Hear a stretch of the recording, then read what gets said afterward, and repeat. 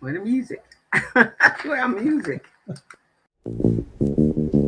As a small biz pro, I saw we roll, using procurement, program and control. As a small biz pro, I saw we grow, using procurement, program and control. I'm a businessman, yes I'm an entrepreneur. Oh yeah, I'm a businessman, yes I'm an entrepreneur. Oh yeah, I'm a businessman, yes I'm an entrepreneur. Good afternoon, everyone. This is the Business Zone with Crystal and Coach Gilbert. You can't hear small business paramedic. Today, folks, we're going to have an amazing show. As you know, we're celebrating the great Dr. Martin Luther King all week long. And today we're going to be talking about some amazing establishments that the Honorable Martin Luther King has established, and there are many comparisons in terms of entrepreneurships for minority, small, disadvantaged businesses. But in the meantime and in between time, I'm gonna talk to my co-host. Co-host, how you doing? I'm pretty good. It was a week. How was your week? It was a week. That's all I can say. It was a week. Yeah, it had a lot of twisted. Well, it's pretty stressful. This is the end of the year, so had to do the year document. Mm-hmm. Oh man. And I, of course, procrastinators. Entrepreneurs are all procrastinators, man. Even I sometimes get into that procrastination mode. Of course, that's not a characteristic of it, but okay. It's not one of those wonderful trait or characteristic. No, it's not. We end up falling into that and hurt ourselves. Yeah, so that was my week, and I still have. I got to work this weekend. Oh, what are you doing this weekend? Well, hey, is that? Well, I actually have a client that this is not year end for her. This is I don't know. This is a compliance. She's got a compliance requirement that she has to fill, or she will lose her business. So this is one of those critical places in a business life. Hello there. That you never want to get to. You never want anyone to tell you, I'm going to shut your business down because you have not been in compliance. It's amazing it gets to that, co-host, because everything the Buchanan and Associates and Small Biz Pro and Gilbert Buchanan, Coach Gilbert Buchanan are all about is just that, not to let their business get to that point. And, small businesses never pay attention to compliance, regulations, infrastructure, setting things up the right way until it gets to that point. And, sometimes, even though I sympathize with a lot of small businesses, man, sometimes they just got to stumble and scuff their knees, so so that they get to learn, not to do it again, FAFO, right? Yeah, it's learned by it's how our parents taught us. Okay, you don't want to do what I told you, so I'm gonna let you fall in that pit. Exactly. You get it then, huh? Scrape that kneecap, then you will learn. Hey, I told you not to do it, and you still do it. All right. Yep. What is that? Touch fire. Don't touch. Yeah. No, baby, don't touch the fire. And they're like, I'm gonna touch that fire anyway. He or she don't know what they're talking about. Yeah. And there you go. You got burned. So, and this one, here's the thing. It's the sad thing is that our businesses that have been at this for a very, very, very long time, and we say this all the time, they are so consumed with working in their business that they don't really know that there are programs out here that we offer because Yeah. they're busy working in their business, right? So Yeah. they don't have a clue that, hey, anybody, whether it's us or any organization is out there, and then they don't see, because they're operating solo, they don't Mhm. see that that these can help you, but they're thinking, I can't leave my business. You know what I mean? Yeah. I can't Right. leave, because what happens if I leave? Then the whole business kind of falls apart. So that's kind of what we have to deal with, and it's kind of sad because of the fact that they miss out, and there's so many opportunities that can prevent them from getting to the place that they generally get to. Yeah. Yeah, so That's crazy. that's So you have to spend time working with that client this weekend, trying to get them up to snuff. yeah, I got into the day. They have a deadline of the 29th. You So think you can make it? I'll be working. Hey, Patricia, welcome, welcome. Glad to have you. So, Hey, Pat. how was your week? Oh man, Same. my week was filled with doctor visits, Oh, doctor tests, examination, MRIs, physical therapy, all of those things, man. are you coming along?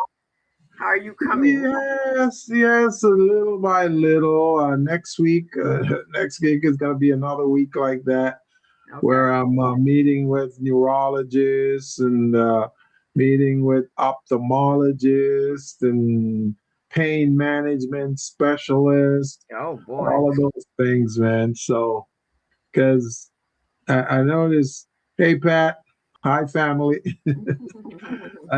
As you can see here in my eye, you can see my eyes a Yeah, little it's really swollen. swollen today.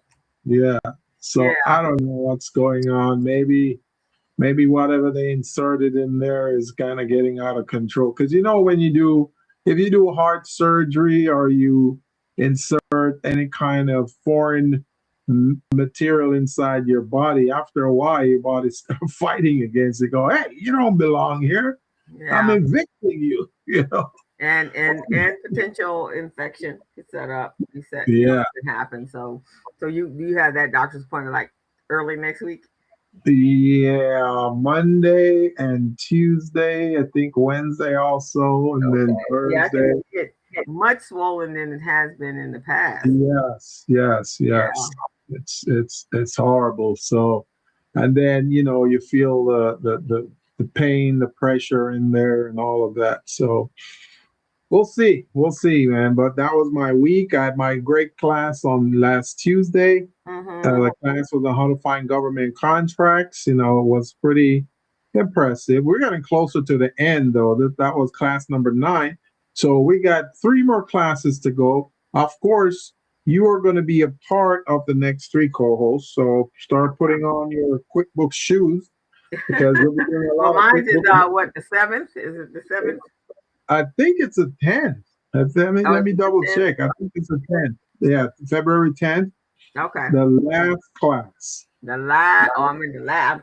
Bringing up the rear. Yeah. So this coming Tuesday, we're doing elevator pitch.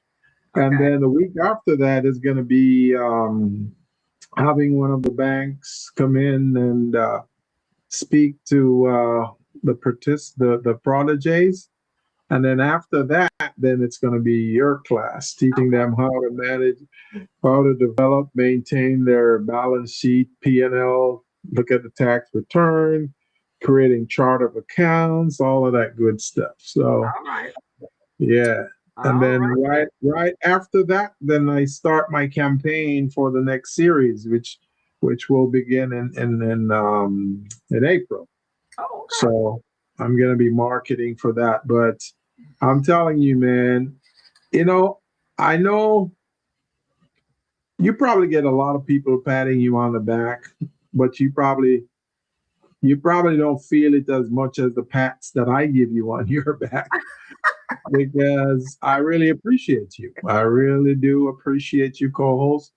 Uh, not just as a business coach, not just as a business partner, but as a person, you're phenomenal. You know, Thank you.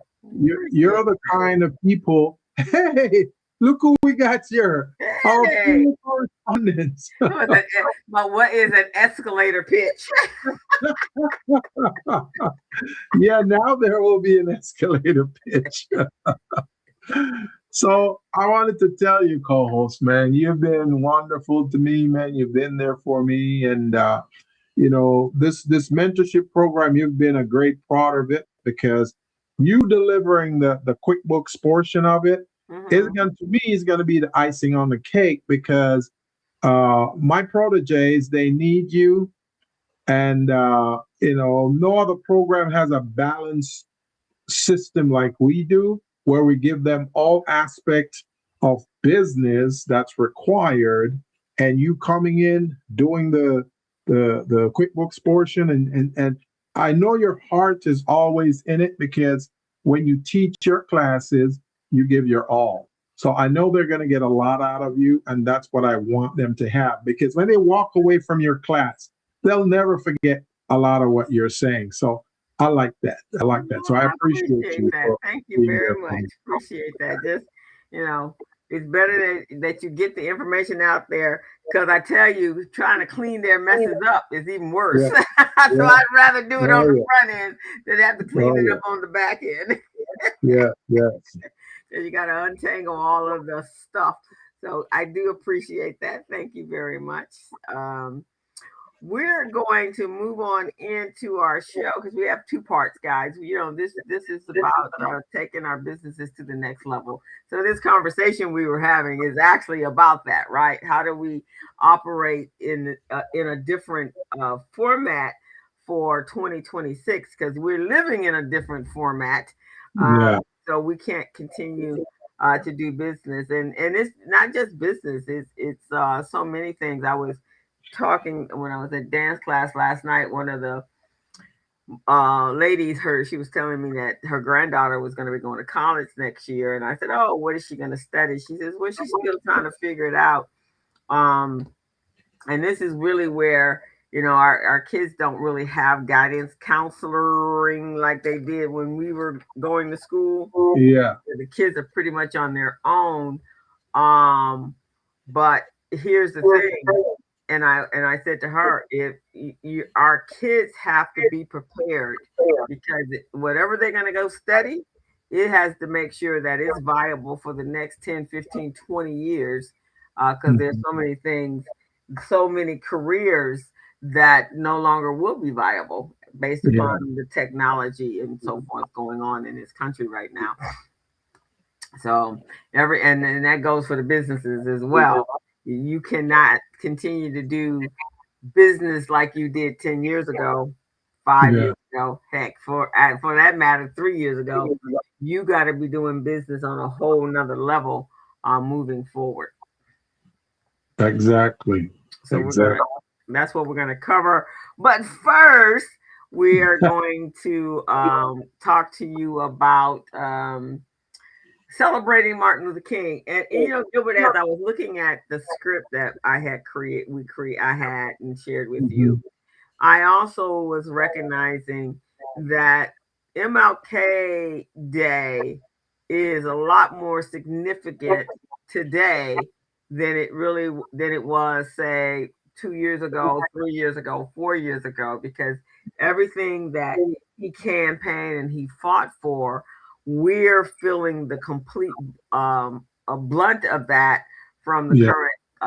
current administration that we're in. So what I did was I created a couple of the parallels to what that looks like on some of the questions on some of the segments, and what does that look like today, and how does it parallel, and where do we need to be at the end of the day. So I sent them over to you, and then I'm going to share a couple of the documents online as Now, if you want, I could cover the 1969 part, and then you cover the 2026 part to show whether it's different or there are improvements. So we yeah, could we do can do that. that. So let me pull up. So where we get started, let me go over here and pull. this up to a window so that we can. Um, all right, so the 69 part, and I'm gonna move this over here so you guys can see the 69 part. Move me over 'Cause you here. know what? You know why it's important to do that? A lot of Yeah. people have no clue. A lot of people have no clue when this came into being, into existence, how it came into being. So if they're not seeing the year and when it came in and why it came in, then they won't get it. No, no, no. So I agree. I think that's a great idea. So we'll just kind of open up and then we'll go into so everyone knows who Martin Luther King is, was. Everyone knew that he had a dream. Um, and as we stand today, the dream still has not been fulfilled. In fact, it has gone polar. oh yeah, It is in a polar place, polar opposite of where he was going. Since 1969, we really had done some overcoming. We really, really, really had done some overcoming. yeah. But the scary part is that we overcame, but then look how fast we slid back into where we were before that. That's the scary part. That's the thing. That's the thing that happens when people fall asleep. When people are not paying attention, they fall asleep. When you fall asleep, you roll right back to where you were before, and even farther back. Right, exactly. And just to bring it to so you guys understand, if you're in a relationship and it's going bad, and then you go to counseling, and then all of a sudden it gets good, right? And you on the right path, and you and your mate are all in love, and remembering the days when you first got together. You go to counseling, counseling ends, and like what, 3 months, 6 months, you're right back where you were. Just right back where you were. And you stop doing what you're supposed to do. Crazy.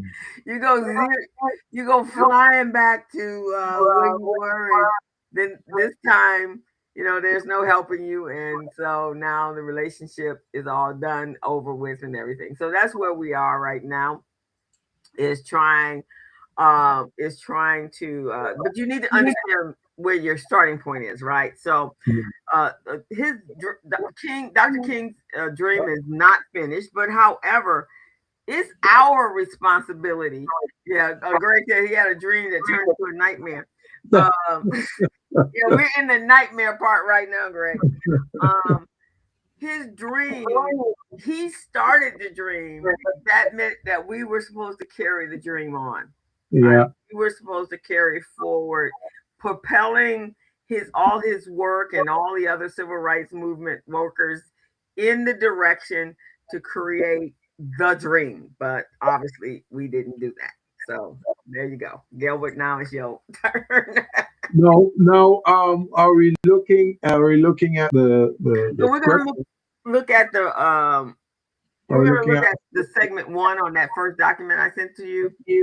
Okay. All right. Okay, and then that's when I'm gonna pull up the parables here. So Okay. his vision. Go ahead. His vision went beyond civil rights. His vision, he wasn't just fighting for racial equality.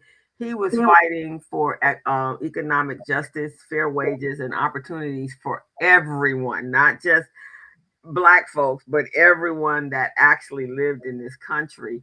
And unfortunately, that didn't quite happen the way we wanted it all. It didn't carry forward, right? So everybody thinks that civil rights was just about us, Black people, and it wasn't. It's about when the 13th, 14th, and 15th Amendment was ratified and put in the Constitution. It didn't just say 13 was specifically about us, but 14, 15 is about everybody, giving everybody equal rights. You cannot give just a small group of people equal rights and leave all the other bodies out. You just cannot do that. So that's where we are. So here is, I'm going to share now. There we go. put us on the bottom there. So let me take the what's the name off so everybody can see it, and then we can go through the chart, Gilbert. Okay. All right. Now move it up as we go along. So 1969. This is what was going on in 1969. So in 69, the Civil Rights Act and Voting Rights Act was recently passed. But enforcement was uneven. And what I want to say is that there was a lot of pushback because, hey, 1969, they go, hey, these black people don't need any goddamn rights. They got all the rights they need. So they're pushing back. They're going, hey, man, let's try to do what we can to stomp on it. Because remember, in the 1920s, they stomped on our rights of empowerment and self-growth and self-actualization in Black Wall Street, when we try to do our own thing and try to desegregate ourselves. You see what I'm saying? Mm-hmm. So there's a lot of pushback against that and racial inequality. So in 2026, co-host. No, in 2026, 57 years later, the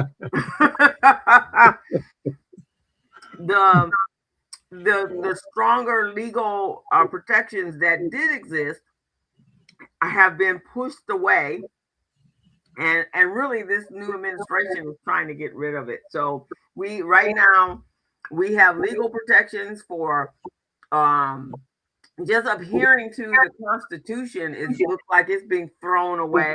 The police or the law enforcement agents, the ICE agents, all them people, the DOJ, all seem to be operating on their own agenda, completely violating every American's rights, civil rights.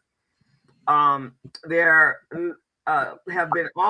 have always wanted to take away civil rights, but we did have protections in place that did exist to protect our rights. Now that as you can see, they're eroding the voting rights. And if the infant had anything to do with it, and he has said it many, many times, he doesn't want any elections in this country at all. He don't want any more elections at all. So, the toddler. The toddler doesn't want any more elections. The toddler doesn't want any more elections. And affirmative action, those were in place as well. Again, we have to remind you, affirmative action wasn't about just Black people. The benefactors of affirmative action really were white females. We still had to go through all types of challenges. There were a few, but you can be guaranteed that 100% of the hires were not us that benefited from affirmative action. They've attacked the DEI programs, basically rolling back affirmative action and all DEI programs in majority of the states in the United States of America. So in 1969, fighting to balance out the unevenness, I guess. And here we are 57 years later, back in the same place. You know what's amazing, co-host? This image right here is very symbolic of what went on during that time and what's going on right now. And the two presidents that were in place at the time are pretty much, they're pretty much similar to some extent. Yeah.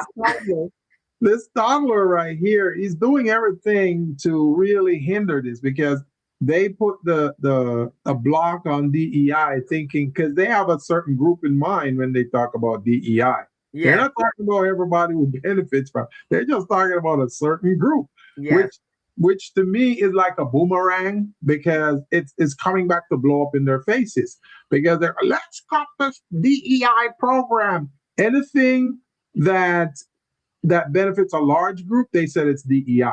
So then all of a sudden they're going, let's cut it. Now all of a sudden they cut it. All the white women don't have jobs anymore because they were the biggest beneficiary of DEI. So, we know this polarization occurred back in 1969. There was a deep divide over the civil rights situation that was going on. And also added to that was the Vietnam War. The Vietnam War was going on, and people were just up in arms about it. They're going, hey, we're not sending our people over there to go die and for in a stupid war that doesn't benefit us. Mm-hmm. So that's what was going on there in 1969. And then on top of that, they tried to back it up with that rhetoric, law and order. Where have you heard that before, co-host? Whoa, yes, law and order, martial law, wanting to shut down the cities, wanting to bring in military. And what do we see? What has been going on in Minnesota since the beginning of the month of the year? Yes. And the marches and I think their last Saturday was 7 million people that were marching in the streets last Saturday. Wow. Now, mind you guys, we are at January 23rd. We just started this month. Yeah. And all hell broke loose on January 3rd, right after the new year, and it has not stopped. That's crazy. That's crazy. So we see all that stuff going on. The law and order rhetoric is being spilled all over. And this was in 1969. They use it to counteract the civil rights activism program that's going on. So then now in 2026, what do we see, co-host? Okay, so now in 2026, there is a difference. In 1969, we only got our information from the 4 TV stations that we had. Remember, we only had 4. We had Channel 4, Channel 2, Channel 7, and 13 or 11 or 9, or one of them we had back there. But we were only 4. And the newspaper and the radio. That's where everybody got their news. Now in 2026, let's go back to your advocacy. There was a group during the 1969, the Black Panther movement also started around that time because they needed to protect the people that were under siege and that they were wanting to create all over their rights. Right. So here we are in 2026. Now we get all of our information, and we're getting information firsthand all day long on social media. We didn't have internet back then, right? Mm-hmm. We had dial-up phones in 1969. Now we have cell phones, and we have every device, digital device that you can put your hands on. We're also global. We didn't know what was going on in other countries because we didn't have accessibility to see that in other countries. We only saw what was going on in our country. Yeah. Now we actually do have that. And as of January 3rd, or whenever he invaded Minnesota, the Black Panthers have reinvented. They have resurrected, and now they're out there protecting the people. So we're back where we were. We got some same similarities happening that took place in 1969. And here we are, 57 years later, revisiting that same time frame. Now, there's been a lot of decentralization of certain movements, and we have openly gay marriage. We have there in 1969 that was not open. Nothing was open in 1969. I think in 1957 it was the first interracial marriage of a couple, but in 69 it still wasn't as embraced as it is today. And so now in 2026, we're still at an advocacy and an activism level, but now we're fighting for the pure soul of this country.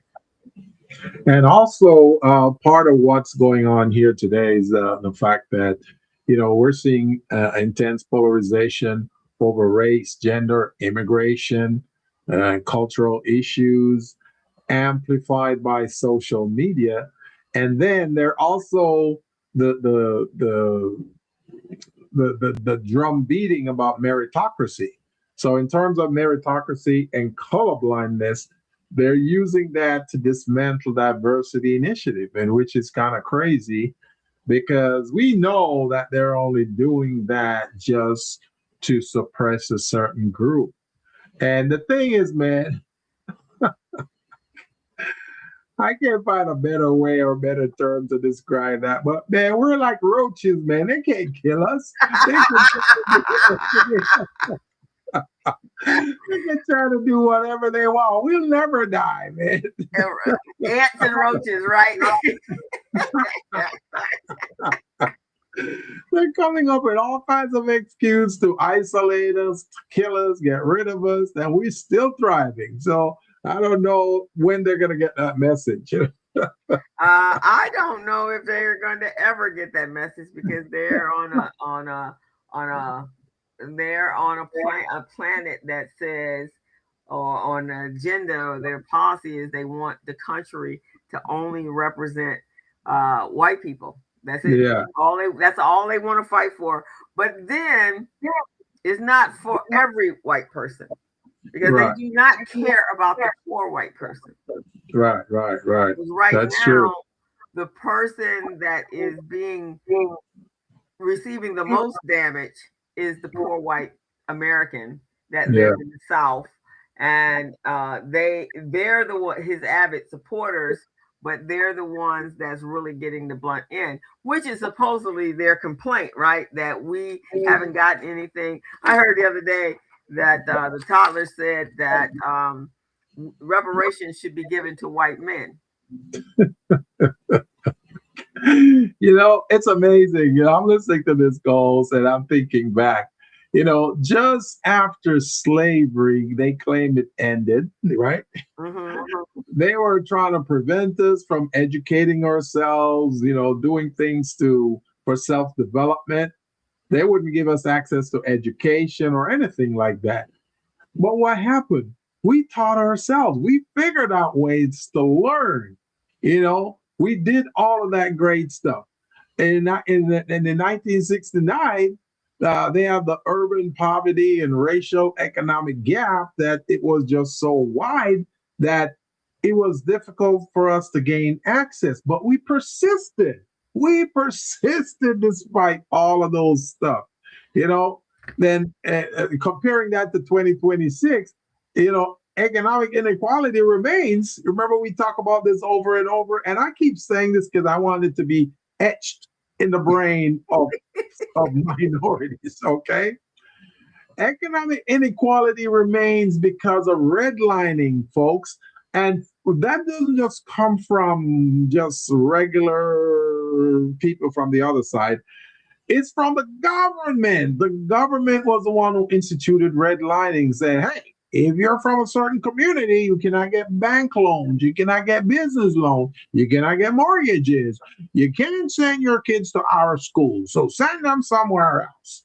Libraries? No, you can't access our libraries. So there's always a barrier to us entering things and us gaining some access. We really didn't want to be like them. We didn't want to do the same thing there. We want to do things our way, just like with music. We didn't want to do their kind of music. We want to do hip hop, jazz, R&B.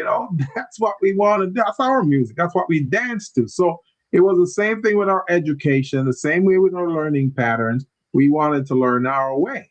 So here in 2026, with economic inequality going on, we're noticing the automation, AI-driven job shift. So again, with AI-driven job shifts, that's going to exclude a lot of us again. And when I say us, I'm talking minorities, guys. So if you're brown, black, purple, blue, at this point, it's the same thing. You're not white. Yeah, that's the ones I'm talking to. Okay. Right. So you're going to see a lot of that. They're going to try to exclude you from access to opportunities. So again, we got to be resilient and come up with ways to beat that. And that's why we need people like Coach Crystal Mitchell with her AI knowledge to teach us some stuff. I'm hoping that our street correspondent Greg Sneed has some AI knowledge he can teach us too. Yeah, he's got some knowledge, and also financial literacy knowledge, which is some of the issues that we do have. So let me bring some things based upon what you just read, Gilbert, into some perspective. So in 1969, now this is gonna blow your mind. In 1969, the buying power or spending power of African Americans was approximately $15 billion to $30 billion. In 1969, it was 15 billion to 30 billion. Yes. Wow. And following the World War II, the Civil Rights Movement, the Black consumer market grew from roughly 15 billion in the late 50s, early 60s to over $30 billion by the early 70s, placing 1969 within the 15 to $30 billion range. Yeah. Now, take a gander at how much money Black people made versus white people made. Right now or back then? Back then. Out of the 15 to 30 billion? Well, the medium income. The medium income. Oh, okay. So I would say blacks would probably make about 45K versus whites making, 80K or more. What's the number? So in 1968, the median income for Black households was $5,540. Wait. Rewind. 5,000, how much?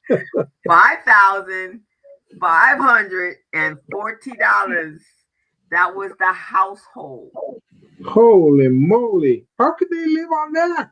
I don't know. How was the consumer power $15 billion? I was 11 years old. Right. Well, remember, our families didn't make that much money. Yeah. But and how much did the other side make? The other side was $8,810. Holy moly. In 1969, there was approximately 163,000 Black-owned firms in the United States. And Black-owned businesses was heavily concentrated in service industries with gas stations, about $631 million in receipts, food stores, $438 million, and eating and drinking places, about $360 million, being the largest earning businesses in the country. Wow. Now, if we move to 2026, what that income is now is, let's do some calculations, because I want people to understand, because people are walking around feeling like they have no power. Yeah. That we just have to go along in order to keep to get along, so to speak, right? But we do have power. We just are not using our power. Right. So the 26 earning income by African American or Black folks, Black peoples, peoples. So we're now, as of 2026, we're at $2.1 trillion. So for every 2 cents of every Black dollar that only 2 cents from every Black dollar stays in Black-owned businesses, while the rest flows out. Only 2 cents? 2 cents. Holy Lord. Woo. That is unbelievable. Out of that 2.1 trillion, only 2 cents per dollar. Yep. Let me do some calculation. I want to see exactly how much of that really get recirculated. This is crazy, co-host. Oh, while you're doing that, let me get the number for Black household income, medium income for Black households.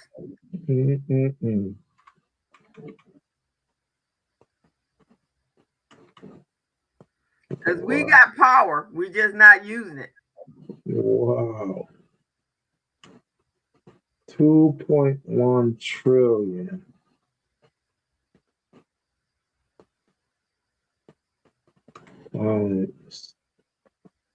Wow. So 44 million stayed within our community? Yeah. And that's not even for long, because we know the dollar stayed 6 hours. It circulates 6 hours before it goes poof, it goes away. I guess it's actually poofing earlier now. It ain't staying in there 6 hours. Not if we only getting 2 cents on every dollar.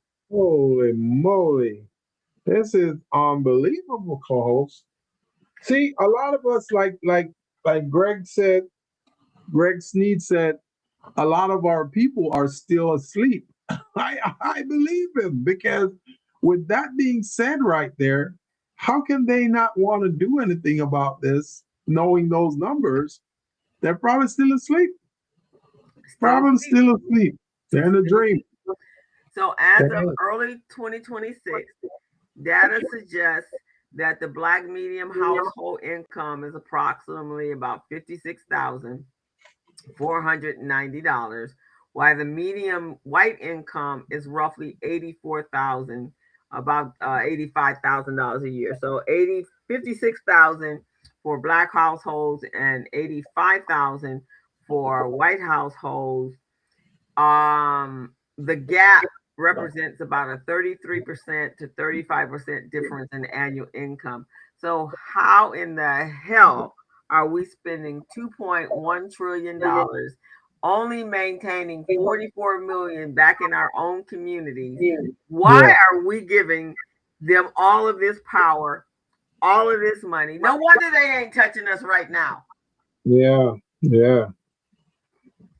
And see, the number I gave you earlier, about 45K for us and about 80 for them, I guess that was 2026 numbers, because I thought back in 6 to 9 it would have been like that, because people are buying houses for like 45K back then. So I'm figuring, hey, that might be the annual revenue, but no, the annual income, but no, they bought houses. Yeah, they were buying houses. Well, buy houses back then, you could buy a house for $5,000. Yeah. Back in 6,000, that kind of stuff.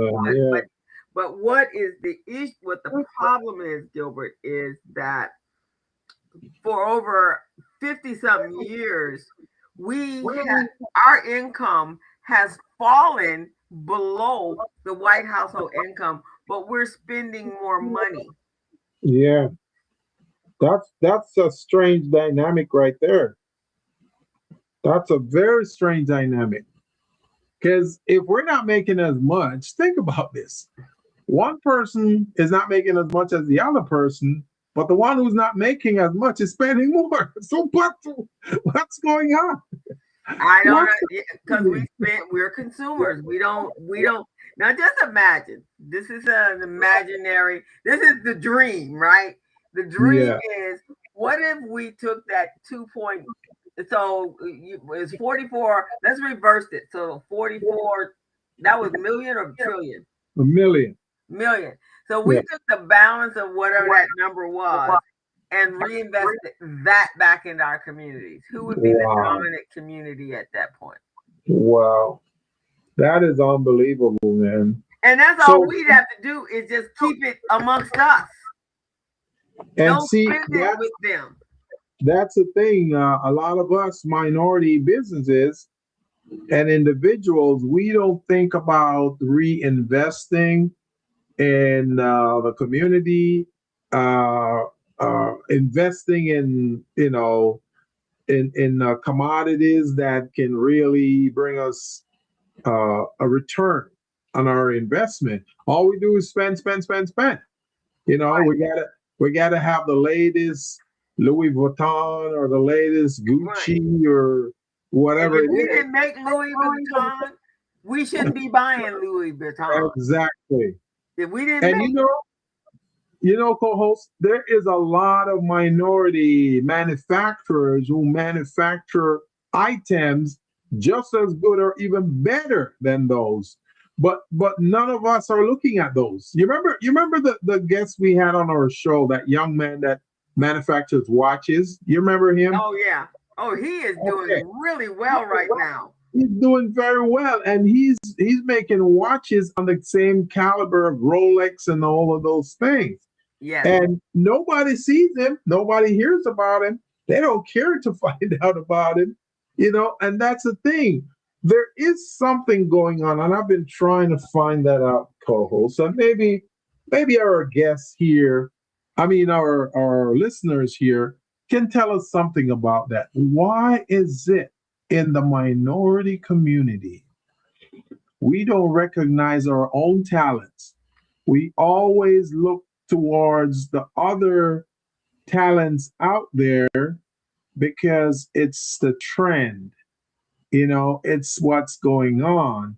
Even though some of our own who build stuff, the quality is even better than the trendsetters. What is it called? Tell me, maybe you can tell I don't know because I asked this question yesterday on the community briefing. We have a young man who's out of Atlanta, and he's created a social media platform called Gero Go, and it's a platform really top of the line platform for Black creators and Black creators, those in the industry, those in art, any form of creativity.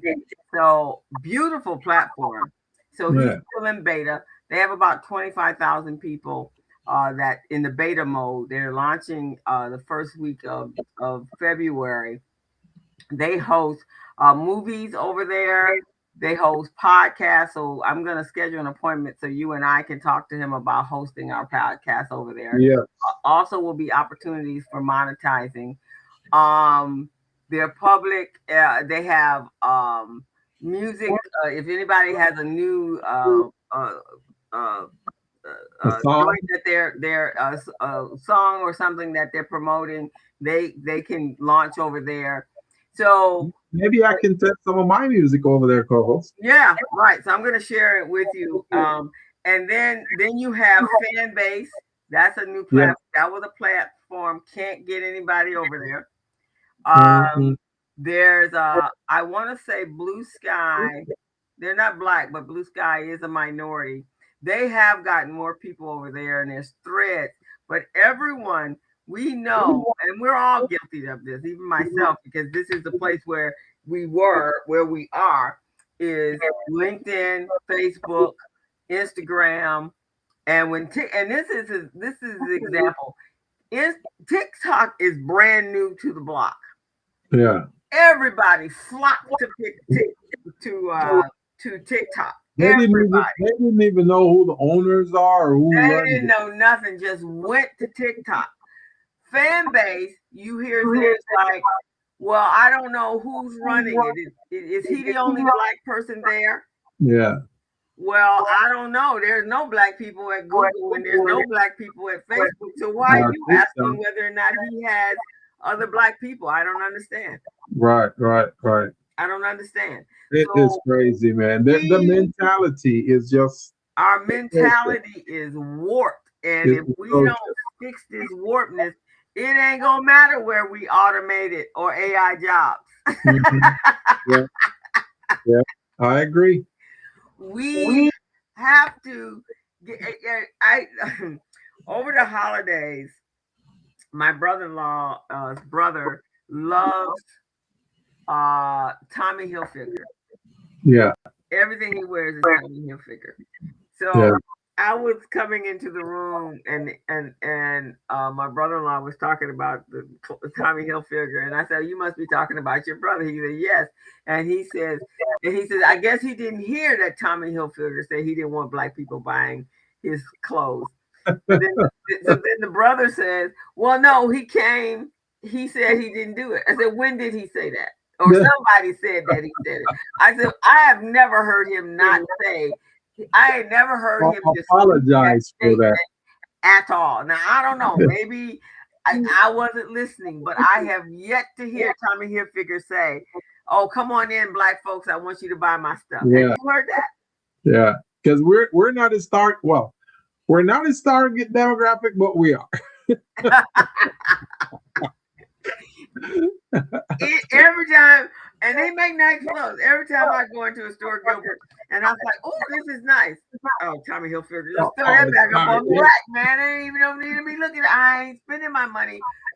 Black people, this message is for you, and brown people. If they don't like you, if they tell you straight in your face that they don't like you, they call you a derogatory name. They tell you that they don't want your $2.1 trillion, then don't give them your $2.1 trillion.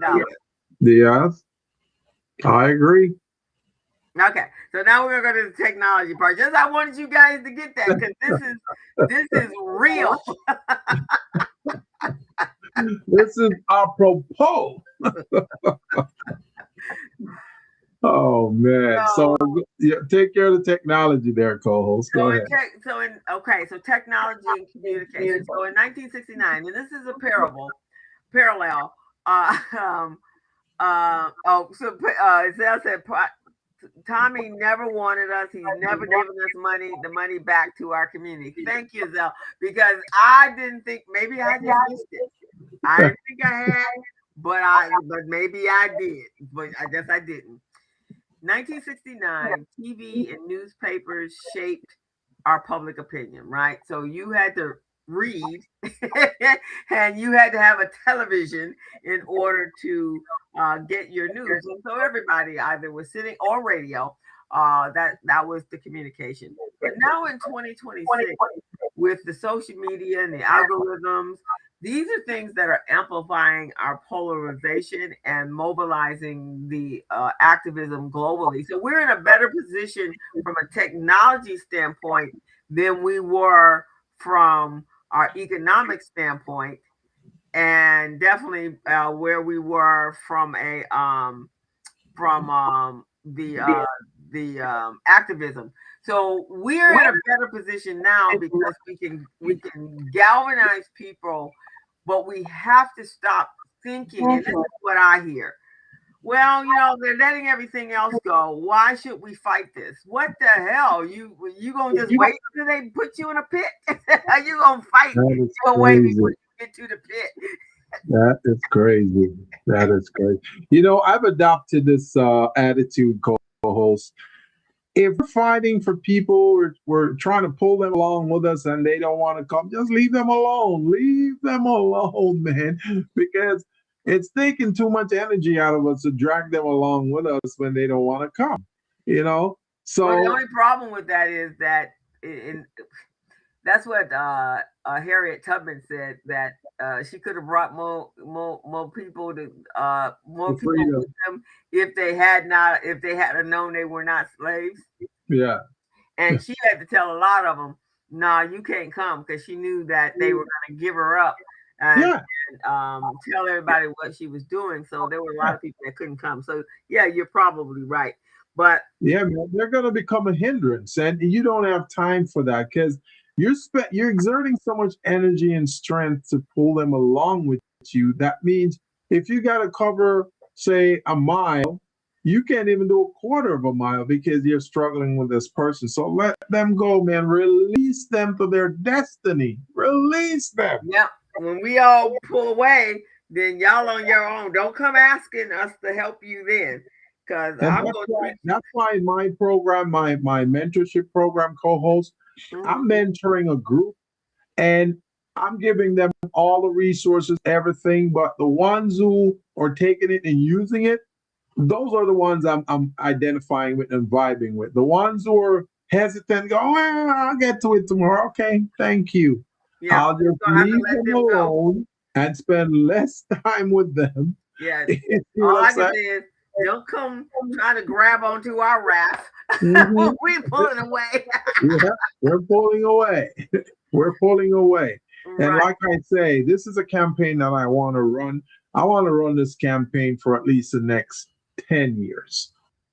So every year I'm doing at least two, I want to do 2 or 3 programs a year. Mm-hmm. And if I can help these entrepreneurs, man, I'm going to do my best. But if I see because it's the same thing we're talking about.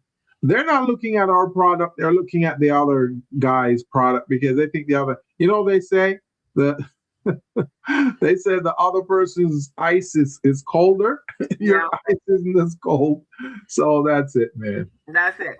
But we're in serious times now, guys, because if we can do a parallel between what was going on 57 years ago to where we are today, and we're not stronger for that, then there's a problem that we have, right?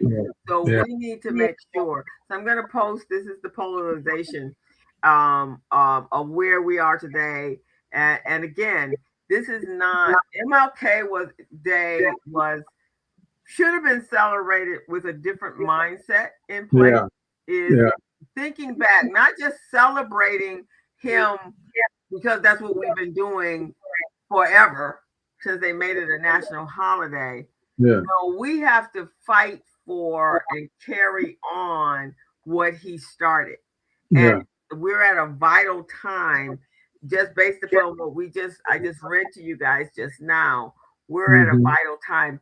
And from the activism space and from the technology space, we're in a better place to do exactly that, right? Because we have far better technology, far better communication skills, millions of podcasts on air that you can get on and talk about but you have to decide is how important is our future to us, and more important than that, how important are our youth, our children's future to us. So MLK Day, it should have been, and I hope it was, a call to action for entrepreneurs, for activists, for Black people, brown people to lead in the fight in the fight for equality in our country, or it not be our country. Right. It's kind of where we are right now. We got to. It either is or it isn't. The people that are fighting for it, not for us not to be in this country, they are very deliberate in their fight. Very deliberate. So there is a call to action to each and every one of us that call ourselves people of Black people, brown people, or entrepreneurs, or business owners, or parents, or any of those things. Our call to action, this is the time. As Patricia said, this is the time. We're at a breaking point. We're at a fork in the road right now. Because this side over here ain't joking. And this side over here, we still going, well, this too shall pass. They're they have changed. This man has changed the darn government. It will never go back to the way it was. Right? I think it will though, because the Constitution has established certain guidelines and rules. He's violated a lot of them. So I believe, in a few months, things are going to start moving back in that direction. So yeah, it's going to happen. It's not going to happen by him. It's going to No, happen it's by gotta be. others. It's us. It's us. Yeah, If we gotta yeah, push back on, and they are there's marches, and there was a big march on the 20th, and there's some things that are happening behind the scenes. So this is the call to action, and one point on here that was not on, and I'm going to stress this one. But the first, for us as entrepreneurs, as business owners, as people, Black people, brown people, we as business owners, we have to audit. This is what we've been talking about: taking our businesses to the next level, right? yeah, And so that means making sure we're identifying gaps in diversity and inclusion efforts, making sure that we are hiring our own, right? If you have a business out there, if our young people can't find a job with, in the white companies, then let's hire them in ours. You know what I'm thinking, Coles? When I look at this list right here of 6 items, I'm wondering, because I know I do this, I know you do this, but I'm wondering if other small businesses do this. Item number one on that list, it says audit your business practices. How many of us do you know audit their business? And audit means you examine things, you do comparisons, you analyze, you make sure things are in compliance, make sure things are right. How many business owners do that? By reviewing their hiring policies, you know, pay equity policies, paying equity policies are reviewed. So if you're paying a worker, make sure that the prevailing wage or the living wage is what it ought to be. See, I pay my people who assist me, I pay them more than the living wage. I pay them more than what they claim that minimum wage is. I pay a lot more than that Right. because I want people to feel comfortable working for me and want to come back to work for me and choose me to work for than my competitors.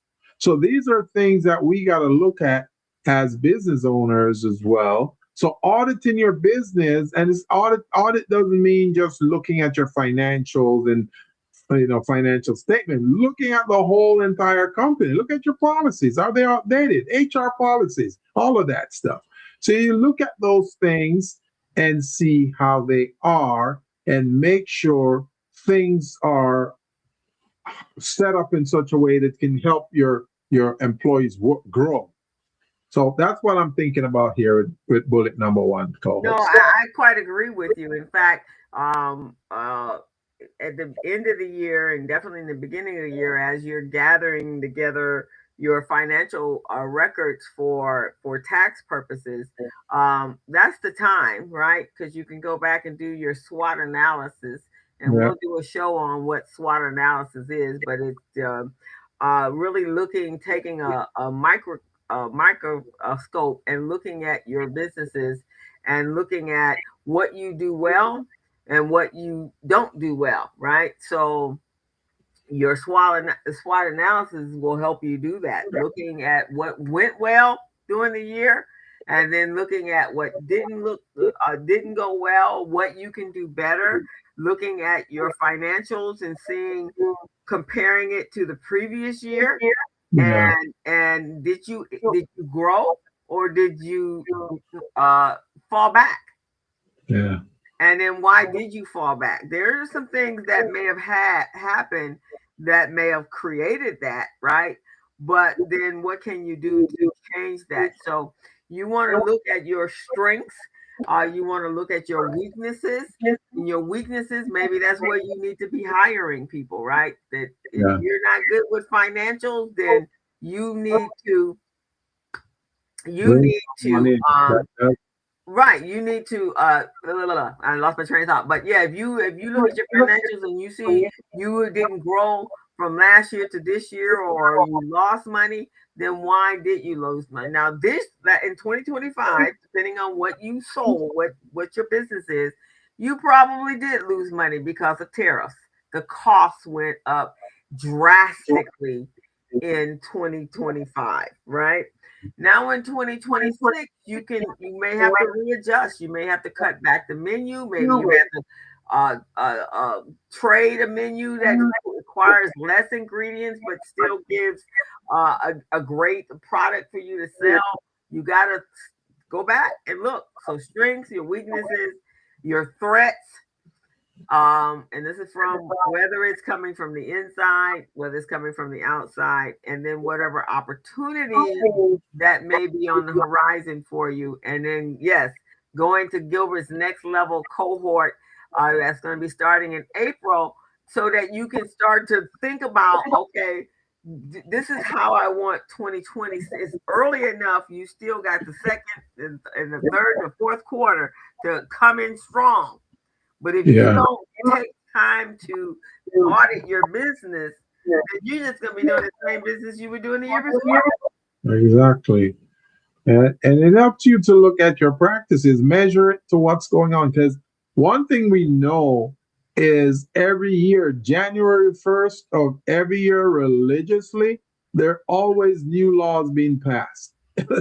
In California alone, there's probably over 15 or so new laws that were passed on January 4th. Oh, there was this year in California, there was 693 laws passed. Oh, Lord. See, that's what I'm talking every about. Capacity that a law could be passed, but some for the good, some for the bad, mostly for the good. Most of them were for the good, but they were actual laws. So, and I do have to give kudos to Governor Gavin Newsom, because that's what's happening. There was a lot of, the Constitution has a lot of gappy holes that you can interpret it any kind of way you want to. Yeah. I read his law, Newsom's law, or that were put in place. Very clear, very succinct. No way you can get the wrong idea and turn it around for the evil.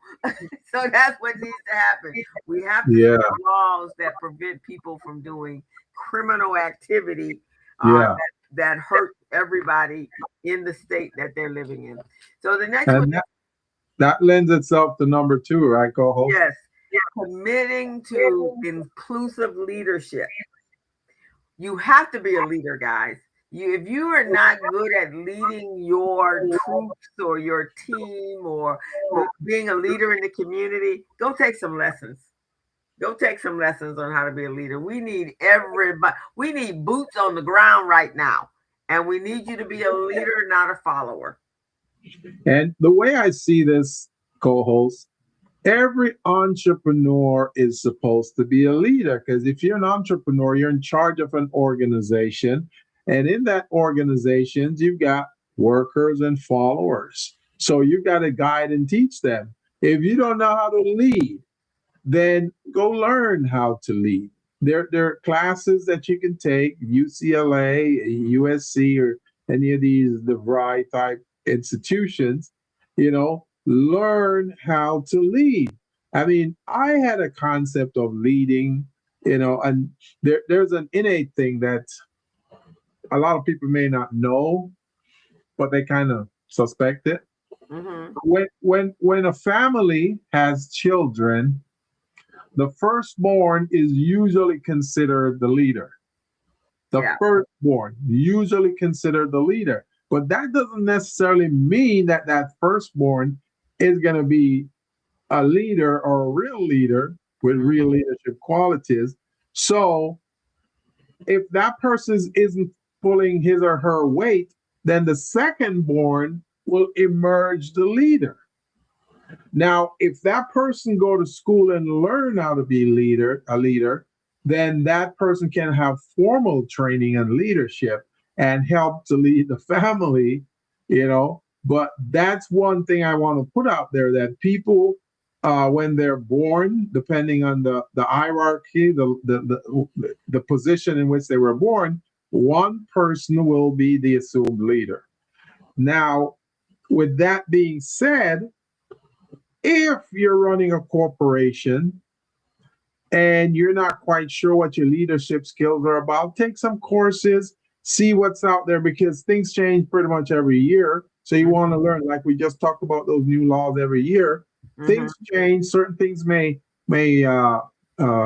restrict you from doing certain things, but at least you understand the rules, you understand the laws, and you're doing it, and you're working in tangent with your people, your Mm-hmm. staff, your supporter, your teammate.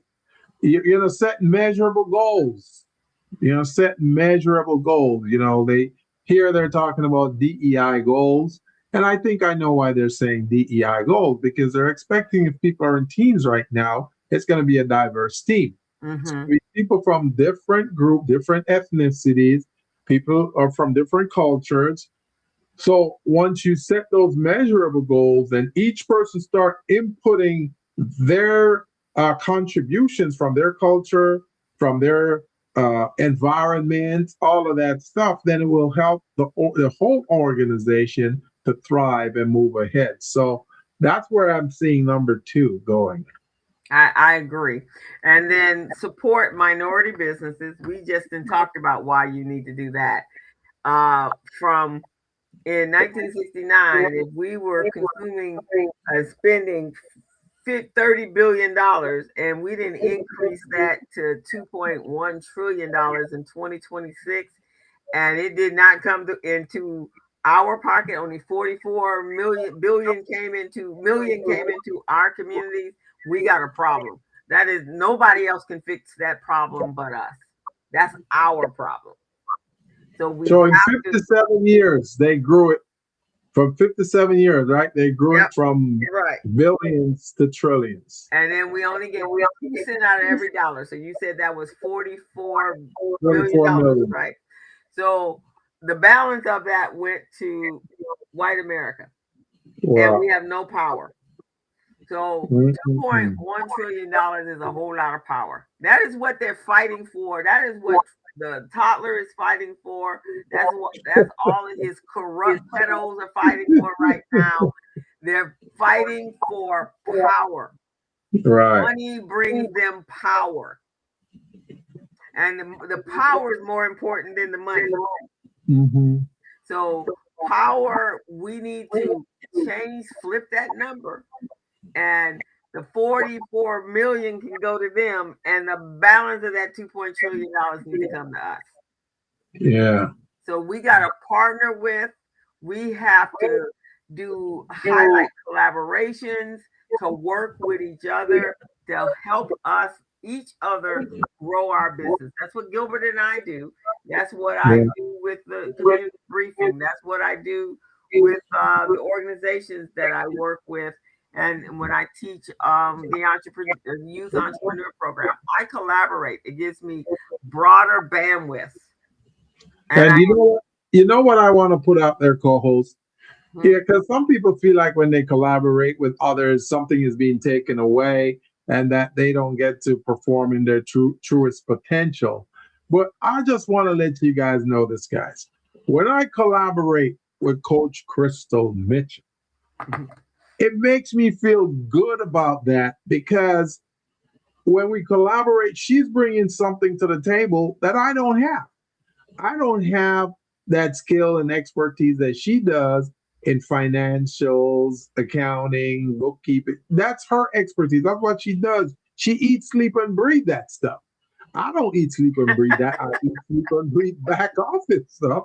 I eat, sleep, and breathe certifications. I eat, sleep, and breathe contracts. You see what I'm saying?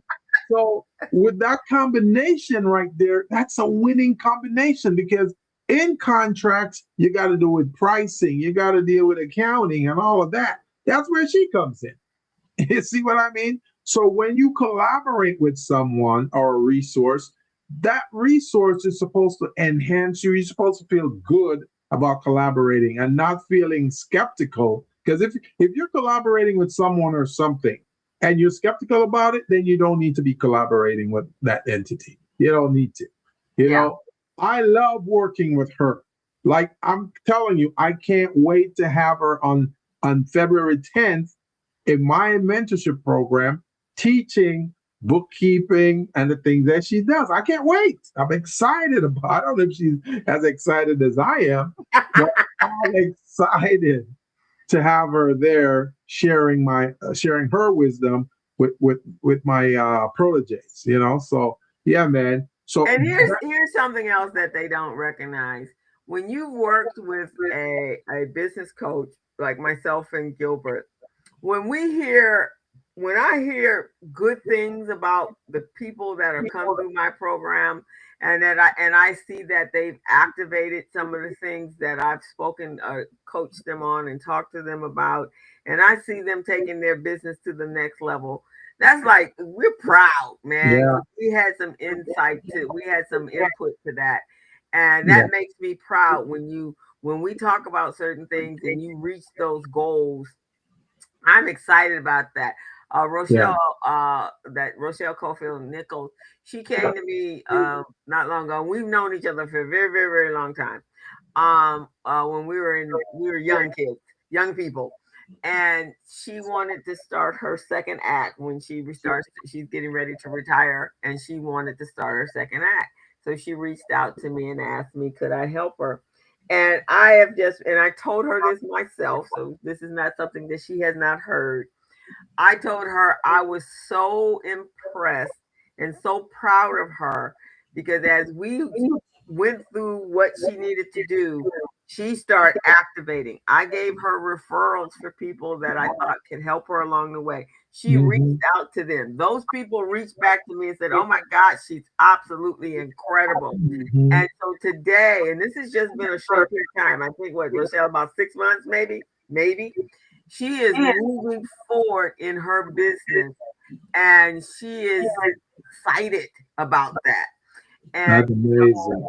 that we, for having any input in your success, really Mhm. brings us so much pleasure and so much joy when we see that you guys are embracing what we're passing on to you. And I don't necessarily say if it's teaching or whatever it is, but these are things that Gilbert and I have learned over our 30 plus years of being in business, and we feel it's our calling and our purpose is to give that information or provide that information for you too to be um, a successful entrepreneur as well. And so that's what we want. And Rochelle said everyone doesn't think or operate like Crystal. Some feel so share That is true. with That others. is true. That is so true. And you know why it's true? Is because we all think differently. We don't think like the mainstream folks. We think because part of the reason Coach Crystal and I think differently, we've been in the trenches as entrepreneurs. We've been in there. We understand what's going on. We see the obstacles. We got to fight. We got to do all of those things. So we can identify with small businesses that's going through those challenges as well. So we were forced to think differently. We're Right, forced to exactly. think way And outside why of the would I box. be stingy if God gave me the ability to acquire knowledge and then he wanted me to share it? Why would I hold that to myself? That makes no sense. So no, I have no problem sharing what I have learned with somebody else. You want to touch on the next one, co-host, Yes. educate and empower? So this one's important: education and empowerment. So uh, not necessarily hosting, but you can, because I think when you teach, you learn more. But hosting Mhm. workshops on being ethically leadership, unbiasedness, unconscious biases, bringing attention, because even some of our own people need this information. They need to understand when there's an unconscious biasness. And Gilbert, I'm going to tell you the reason that they think their ice is colder than our ice is because it's an unconscious biasness that was ingrained in us from slavery. Yes, yes, I agree. I That's totally what agree. that is. So eliminating your unbiased, your unconscious biasness, eliminating that word. But we used to do this. Well, I used to be too. I'm Yeah, now not. yeah, yeah, So right. whatever you used to be, you are not today. And so you got to operate in the now. And Yeah, I also think from an educational standpoint, Gilbert, people need to read books, whether you are an audio listener or you are a book reader. yeah, There are some amazing books, and I'm going to share them with you guys.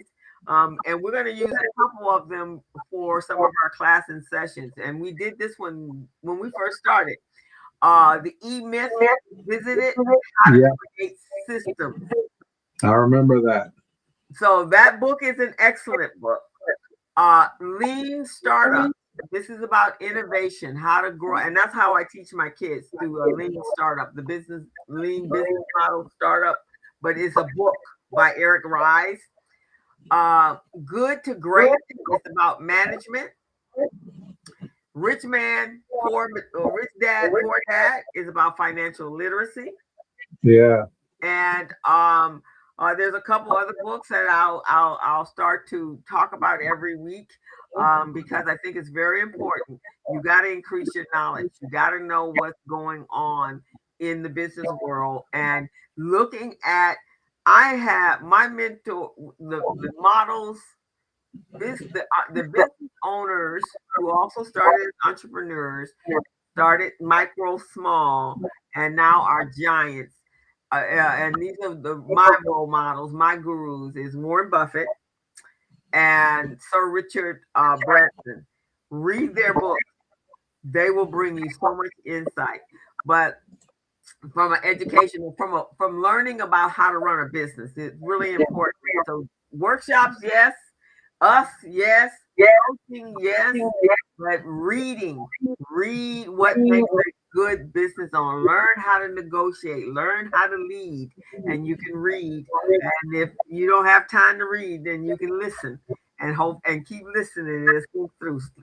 Listen to it while you're sleeping, and it'll sink into your subconscious. Yeah. Share resources on our history, civil rights history, Black history is all relevant today. We cannot forget our history. We have to be able to tell our own stories. Right. And you want to do in that last number 5? Oh yeah. Now looking at our history, always preserving our mind where we're going, so that's really crucial. Now, yeah, your parents started from a picking cotton and then grew into a multi-million-dollar business. That's history. Exactly. And looking at the atrocities that occurred then, how they utilize us as free labor to pick cotton and process cotton for them, and they made billions of dollars while we made nothing. So that alone should kind of give us an idea that, hey, these guys use free labor. We can't do free labor now because it's illegal. But just understanding that mindset, how they took they took this advantage of the situation and used us, will tell us, hey, we're never going to go back to that. So that's a learning lesson right there, guys, a learning lesson. But item number 5 on our list right here is to advocate for equity beyond your company. Advocate for equity. Now, I want to say this part first before I get into these key points right here. A lot of small businesses have come to me and say, hey, I want to join forces with this other organization, but I don't know how to go about it. Should I sell them shares in my business? Should I sell them stocks? How do I do this? And guys, I'm going to tell you guys as the first to say this, because I have a business and people approach me from time to time. They want to join my business. They want to buy shares in the business or stocks. I want to say this to you. If you can afford to not sell them shares or stocks in your business, but you do revenue share. So they participate in your business with you. They may even invest some money in the business with you, but do revenue share instead of selling them shares in the business. So the reason I'm saying this is, let's say you made $1 million in the business. That's your annual revenue, $1 million. And that's based on that person's investment or that person participating with you. So now you got $1 million. You can split that up between you and that person, that investor, right?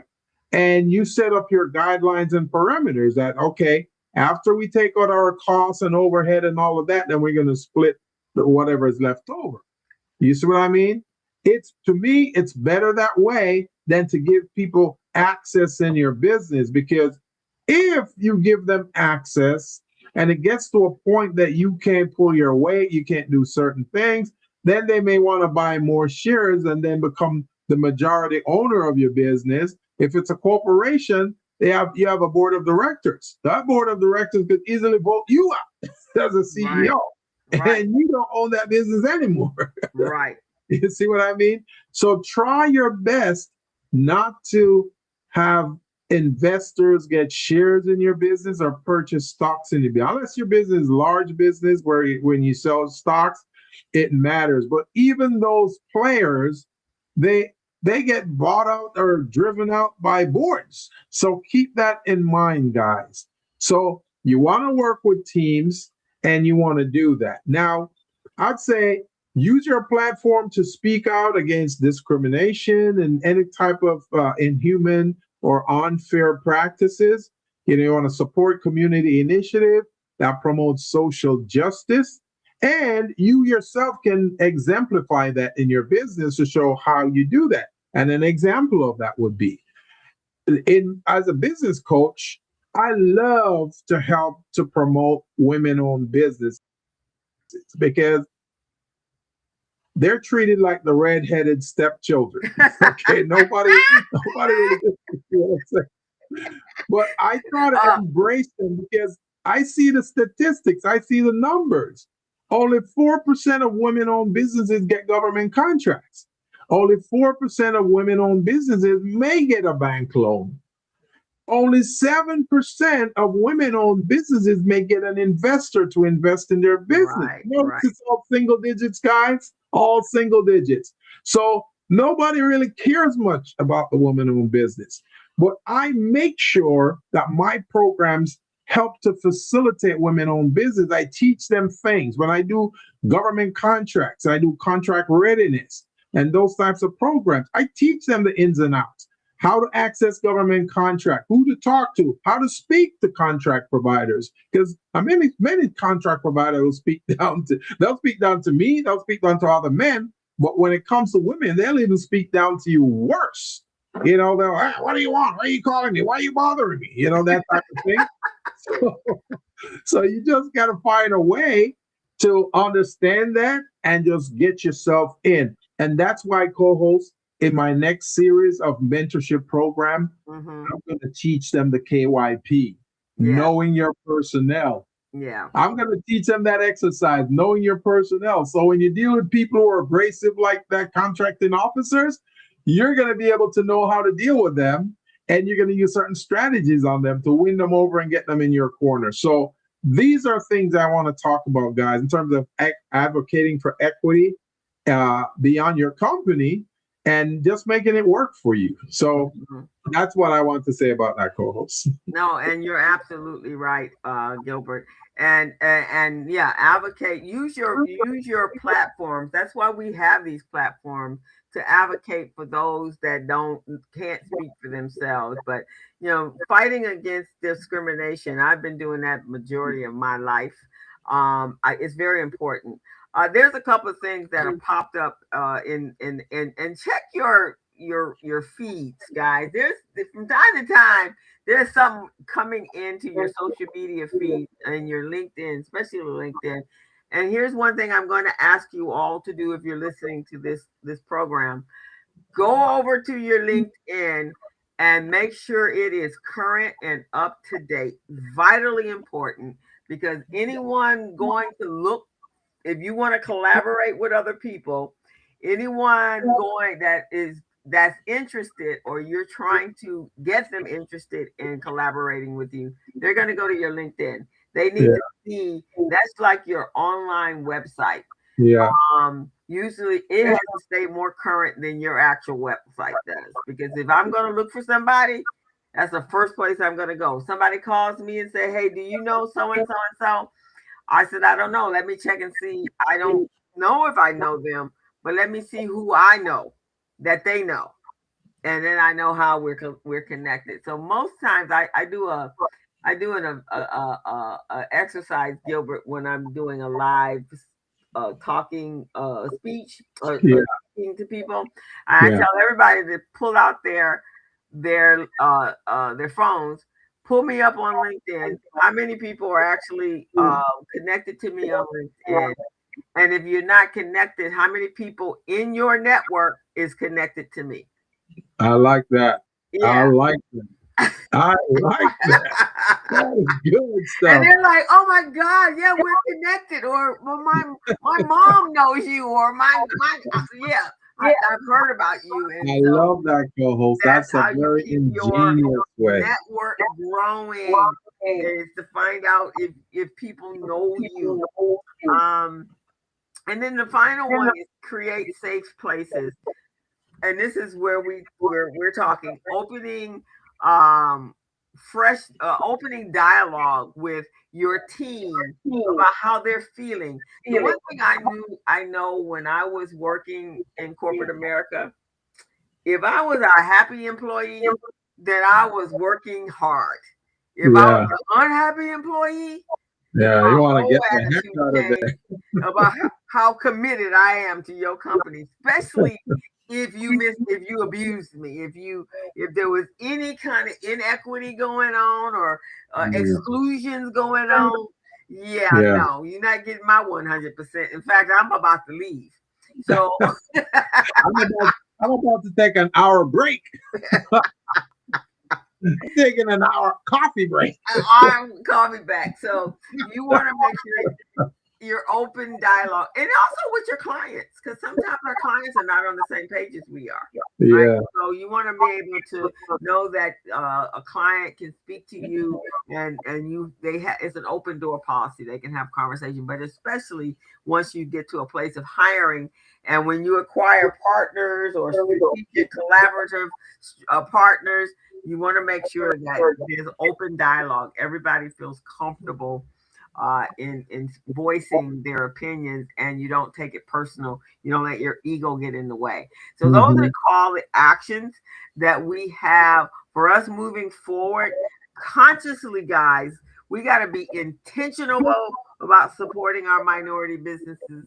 We got Yeah. to be intentional on making sure if we're spending $2 trillion, 85% of that needs to be coming back to our communities. You We know need what I'm thinking, co-host, when I hear you just say that about being intentional about supporting minority business? I'm thinking they should all, well, not all, but most of these minority businesses, they should register in the Recycling Black Dollars, that book. It's a yes, resource book, the resource guide, and it has a lot of minority businesses listed in it. So if you want to do business with other minority businesses, it's in that book. And yep, that book is about almost an inch thick. yep. So it's got all these black. I didn't even know my business was in there. I saw it. Yes, I was like, wow, this is your good. business is in there. In fact, we're right now updating the book for 2026. So if you guys are interested, then I can give you Jackie's number, and she's the one that's updating the book. Yes, Yeah, I support think our that's a Black good thing, businesses. Paul. There are also a number of this is interesting. You can go on Amazon and ask for Black businesses, and Yeah, that's what it will do. It will pop up back Black businesses. yeah, You can also do that on Facebook. You can yeah, do that under the marketplace. You can ask for Black businesses, and then if they're coming in on your feed, then support them if it's something. TikTok is like that. There's always a Black TikTok. There's a Black Twitter. There's a Black everything. So if you really want to meet with the people, um, then you can do that. But we have to advocate for our own, and we have to share what we have, and we have to enhance our knowledge of each other and what we're doing for our businesses. And I'm going to say this specifically for those people in your family. Most people in their family don't know what their family members are doing in the business yeah. world. So therefore they cannot refer you to anybody because they don't know what Yeah, you're doing. You know, they know you own a business, they know you're an entrepreneur, but they don't really know what you do. Even when you tell them 100 times, they still don't know what you do.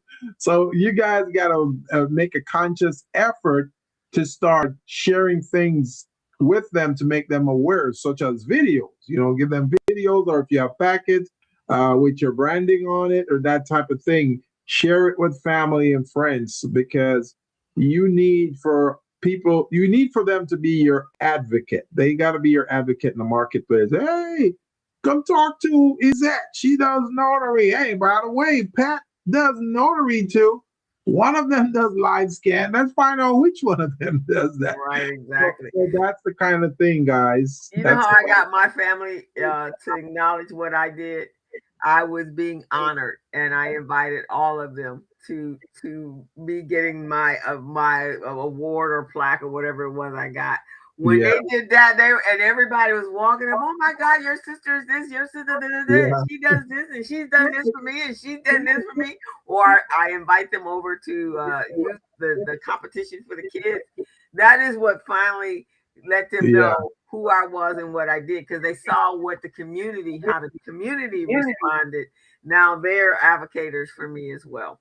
That's amazing, co-host. You know, it reminds me of when I was teaching classes in Vegas back in 2018. And you know, my ex, she didn't even know what I do. She know I'm a business consultant. She see me out there doing workshops, going places, doing things. She didn't even know what I did. So she wanted to come with me. So it said, let me go with you and see what you're doing there in Vegas. I said, all right. So I took her to one of my classes, and that's when I had a contract with the Nevada Contractors Association. So and that's when they were building that stadium, you know, for the Raiders stadium there. So when she came and she saw the caliber of contractors in the class, and I was teaching them things, and the way they responded to me, she go, "Oh my God, I didn't even know this is what you do. Oh my Lord, these guys love you." I said, "I've been trying to tell you. I've been trying to tell you what I do, but you never wanted to learn." So, you know, that's the thing with family too. Family, they hear about what you do, and if you're bringing in money, they don't care. They just take the money. They don't So you got to bring them so that they can see the world, how the world see you versus how they see you, right? That's vitally important. So you have to do that. Before we go, which hopefully you guys got a lot out of this conversation. I think going back and reviewing our history and comparing our history to the now really gives us a place mark, right? We're a benchmark. Where are we? Have we improved or have we not improved? Well, obviously we got work to do, because we have not improved. We got worse. So we are going to be our own, take responsibility for ourselves. And this call to action is that we want you to really stop to think about whatever we're doing is seriously, we're all connected as a people, and we really we're working for our communities. We're building successful businesses to help constituents or potential customers in our community to solve a problem that they have, and we have the best solution to that problem. So we don't have to go far, because obviously there's $2.1 trillion just hanging out there for us. So I don't want another Black person to tell me, I'm sorry, I can't afford. You afforded something. Yeah, they afford the Louis Vuitton and the Gucci and all of that stuff. They can afford a book that, for entrepreneurship, and the book is not expensive. Exactly. I don't want to hear that. For the class that we're teaching is not that expensive. They can afford that. So if I see another person in Gucci wear or Louis Vuitton wear or any of those high what they call it, the high profile trendy stuff, they cannot afford to invest some money in their business, I don't want to talk to them. We got to do better, guys. We got to do better. And so we're going to hold each other responsible for doing better. That's what we're going to do. We're going to hold each other responsible. But my Dr. King's birthday this year was a call to action for us to carry forward his message, his dream to make our community a better place to live. We don't have to live under tyranny. We choose to live under tyranny because no action says that you're in favor of tyranny. Action refers to you not being in favor of it, and you're willing to fight for what you feel is right for you and your community. That's how I feel. Make sure every one of you guys that's listening to this podcast, whether it's now or later on when you replay, because this link is going to be on YouTube. It's live on YouTube right now. So you can go to YouTube, click on the link, and watch the show again and again and again. So make sure all of you who are watching, listening, or whatever, make sure you subscribe, guys. You want to subscribe. Click the subscribe button when you get to the Business Zone with Crystal and Gilbert, and you see those videos up there. We got over 800 videos, guys. 800 videos of shows we've done, all of that. So make sure you hit that subscription button, okay? And then we'll notify you guys when the show is coming on or any special guest is coming on, and you yourself can be a special guest on our show. If you're an entrepreneur, you want to promote your business, a service, a product, you give us a call and notify us. And I'll put my email in the chat. Reach out to me, or Crystal will have hers in there too. Reach out to any of us to become a guest on this show. You'll be surprised how wonderful the experience is. All of the guests and participants who participated on this show, they love it. They come out and say, "Wow, I didn't even know this would be so great. You guys are wonderful." I want you guys to feel that feeling too. And on top of that, you can use the videos for marketing. You can use it right. to and it's a great marketing tool, guys. So people support you when they know what you're about, and they're buying from you, not just the product. Before we go off air today, Gilbert, there's a couple of things that I saw on my Facebook today that I want to share. You guys can decide what that means to you. But as we were talking, a number of organizations have rolled back their DEI for whatever reason. But in my opinion, DEI really wasn't working for us anyway. Yeah. So we didn't lose anything. Yeah. But there's a young lady. Her name is Latrice Watkins, and some of you may have seen this as well in your feeds. She has officially been named the president and CEO of Sam's Club USA. Get out. Effective February 1st, 2026. And that's Walmart. So Sam Club and Walmart is the Sam family. She first joined the Walmart family as an intern back in 1997 and has climbed the ranks, previously serving as the executive vice president and chief merchandising officer for Walmart. So today she is now the president, and she's been working with that company since 1997. And she's a sister? She's a sister. Her name is Latrice Watkins. Very handsome, very pretty girl. And then also more good news. You got to share good news. That's what I'm talking about. Arthur M. Blank, he is the co-founder of Home Depot. He is giving back in a big way. On October 13th, 2025, he announced a $50 million donation to help HBCU students cross the finish line and earn their degrees. According to the Arthur M. Blank Foundation, this gift is part of a 10-year commitment, and funding is set to start in 2026. I love that. And he is he looks like he may be maybe Greek, but he is from Atlanta. He's an Atlanta billionaire. What's his last name? His last name is Blank, Blank, Arthur M. Yeah, that's probably a different ethnicity. Greeks, their name is different. Yeah, so I'm not sure. He looks like kind of brown. Metropolis or something like that. Yeah, he's not black. Well, he may be, but he doesn't look it. He looks more like he could be Indian, actually. Yeah. But they have also different names. But whatever it was, I thought those needed to be shared. So I'm going to be looking for things like that to share. because we need to hear good news right now. Yeah. And we need to know that there is forward movement. I have heard too many people say, it just doesn't look like anything is working and everything is against us. And I just don't. I just think we need to be able to push forward ourselves. So that's basically what we're saying today.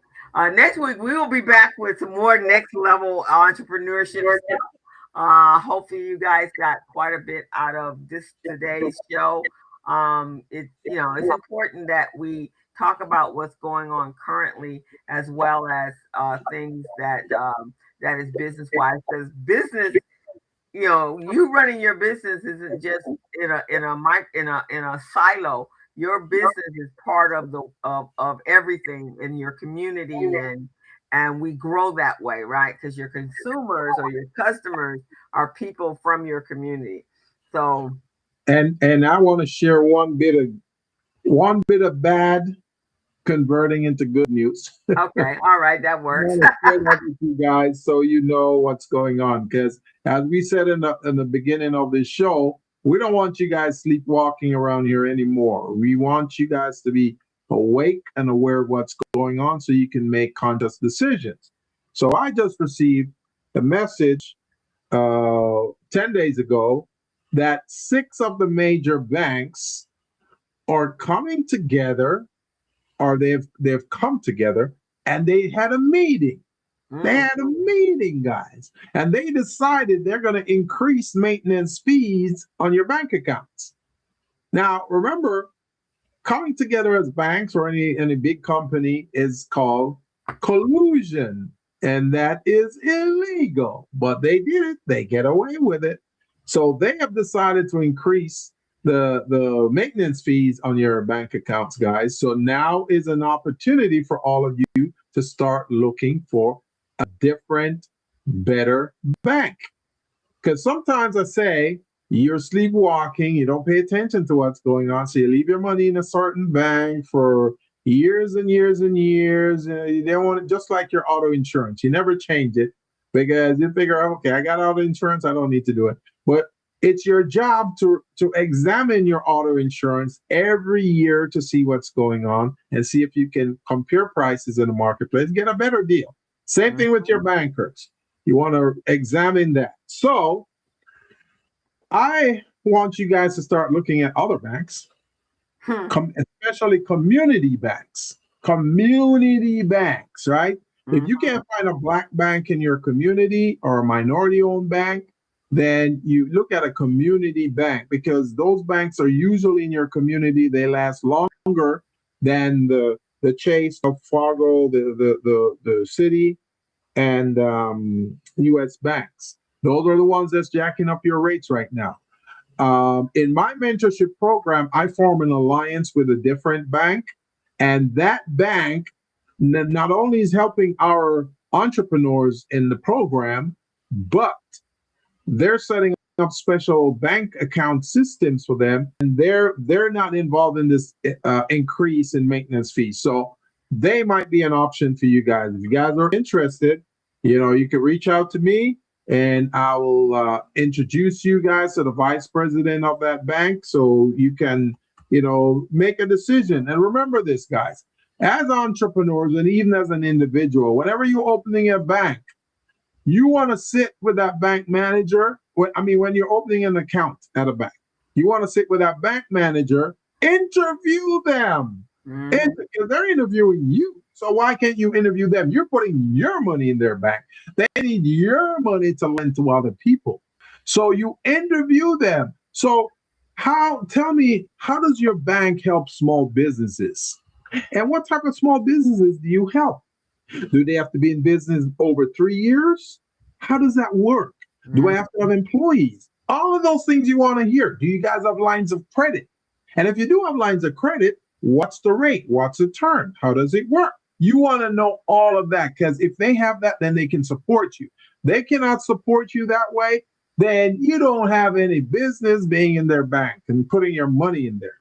So I'm saying this to you guys so you can make conscious decisions and not walking around falling asleep anymore. Okay, leave the sleeping to me. And you're absolutely right. 'Cause where you bank is vitally important. That banks, when you are asleep, as Gilbert says, when you're asleep, then that gives them carte blanche to do whatever they want. So when we went back there, every time you turn around, Wells Fargo's in the bank, in the newspaper, or and not in a good way, in a derogatory way. Why would you bank with them? I bank at a community bank and have always banked at a community bank.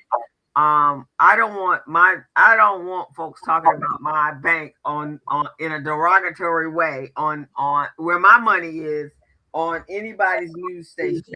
So think about it, guys. Uh, Bank with again. It's just like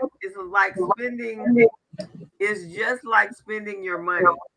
If they're not favorable to you, if they don't value your business, then why are you spending money with them? That's true. That is very true. That is true, guys. It's very important. Relationships with your bank, because that's who's holding and housing your money. You want to make sure that they're on they have the same philosophy that you do. So with that, guys, we want to thank you guys for joining us today. And you want to put your contact information in the chat. I just put mine. So I'm trying to put your email. I'll let you do it. I always butcher your email, so and your phone number if you want. So I will definitely do that. So guys, thank you for joining us this Friday, and I hope you join us next Friday. We have a guest next week, right? Huh? We have a guest next week, don't we? Yeah, but we want them to join us anyway because they could learn something from that guest. Yes. And also, guys, I would love for you guys to contact us. So we're putting our contact information in the chat. Contact us and inquire about being a guest on the show. You know, people need to hear about you. You're an entrepreneur. You're selling products or services. They need to know about you. They need to know what you do, how you do it, how you reach them, how you can solve their pain in the marketplace. Okay? So that's what we do here, guys. All righty, guys. Have a great weekend. Be safe out there. The streets are dangerous. So be safe out there and enjoy your week. And we will see you again next Friday. That's right. It's February 1st. As a small biz pro, I saw we roll, using procurement, program, and control. As a small biz pro, I saw we grow, using procurement, program,